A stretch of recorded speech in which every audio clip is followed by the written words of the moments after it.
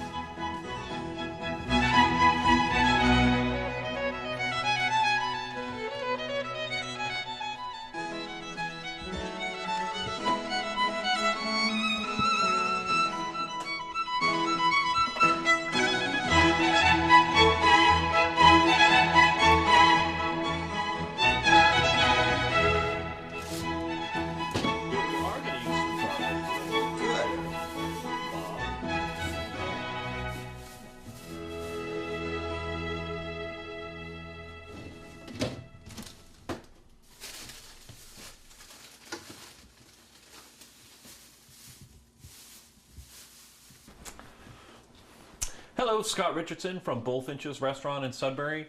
I'm here at the Seabell House in Sudbury. I'm here with Julie, Brooke, and Anna. Their husband Bill's not here right now. He's busy having his haircut, so hopefully he'll show up and we can all check out his brand new haircut. I'm here with my friend Bob Heisen from Heisen Photography in Framingham. I wanted to remember, first off, to mention if anybody is interested in Bob and I coming to their house and filming a Gorilla Gourmet, if you're interested, you can contact me at bullfinches@aol.com. Subject Gorilla Gourmet. Address, phone number, any contact information. Because I'm always looking for new houses, new people to come and shoot the show at. All right? So I'm at Julie's house. It's Passover, so we're slightly limited on what we're going to be able to cook today, but I think the challenge here at Julie's house was trying to figure out what not to cook. Because she's an ex-professional baker, she works at Whole Foods, she loves food, and you can tell by the amount of product in her kitchen. So there's tons to choose from. I tried to grab the freshest stuff I could find. She happened to have some turkey cutlets that we're going to use. We're going to make a quick little pan sauce, and the fact that it's Passover, we're going to use a little matzah meal as a little crust. I heard the girls love Brussels sprouts, or at least one of the girls loves Brussels sprouts, and Julie actually prepares them the same way I do, which I'll show you. A little chiffonade of fresh Brussels sprouts, a little garlic, a little olive oil, very simple. And we're going to make some quinoa, which is an ancient grain, gluten-free, very high in protein, much like I would compare it to almost like a barley or that kind of tooth feel, I think, is the texture. Exactly, yeah. So we're going to use quinoa. She had some fresh morels. We're going to work that into our turkey cutlet sauce. So what I always try and teach people who watch the show is try and teach you something simple about the kitchen, easy things to do that makes your life easier in the kitchen. The first thing I always stress, I stress at the cooking school at the restaurant too, is what is referred to as mise en place. And Julie, you know what mise en place is. You know how important it is to a kitchen. Loosely translated, it means everything in its place. It's very important in the restaurant kitchen. I think even more so in an amateur kitchen when you're not too clear on all the techniques and so on used. So very important to have everything kind of laid out in front of you, ready to go.